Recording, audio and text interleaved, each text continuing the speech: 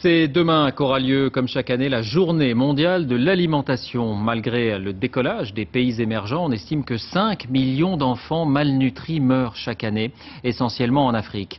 Et c'est dans ce contexte que l'association Médecins sans frontières lance un appel à une révolution. Elle souhaite que l'aide humanitaire soit réorientée vers ce qu'on appelle les aliments thérapeutiques. Alors de quoi s'agit-il?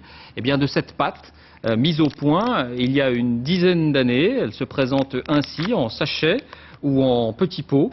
Ça sent un peu l'arachide. Elle est prête à l'emploi, facilement stockable et conservable et possède des qualités nutritives qu'on dit exceptionnelles. Alors miracle ou mirage, les avis sont partagés. Voici les arguments des uns et des autres. C'est le débat du jour avec Renaud Bernard et Mathieu Drejoux.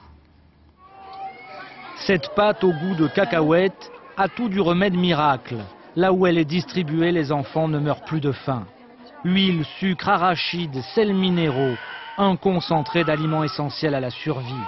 Chaque pot pèse 100 grammes, un repas complet de 500 kilocalories. Le taux de guérison en cas de malnutrition aiguë est de 95%. Pourtant, sur 854 millions de victimes de la faim dans le monde, seuls 600 000 enfants ont aujourd'hui accès à cette pâte révolutionnaire. À droite, Médecins sans frontières accuse le manque de volonté de la communauté internationale. À gauche, l'ONU répond que la pâte coûte trop cher. Alors question, peut-on la généraliser à tous les enfants qui ont faim? C'est autour de 24 milliards de dollars.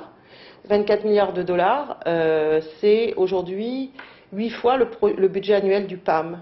C'est tout à fait possible. Il y a eu d'autres actions du même ordre. Quand on a voulu élargir l'accès aux vaccins de base dans le monde, on a lancé au début des années 80 les programmes élargis de vaccination.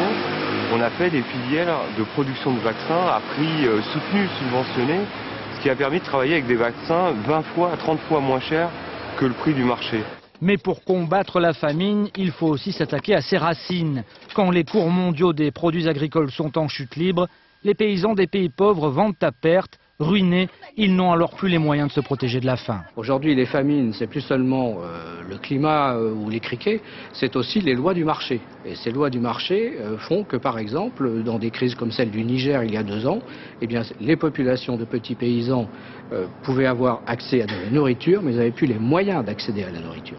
Pourtant, la faim n'est pas un fléau insurmontable. Dans les années 80, avec la famine en Éthiopie, la mobilisation internationale a fait reculer le nombre de victimes de 1 milliard à 790 millions en 10 ans avant que la courbe reparte à la hausse, comme si soudainement la question avait cessé d'être préoccupante.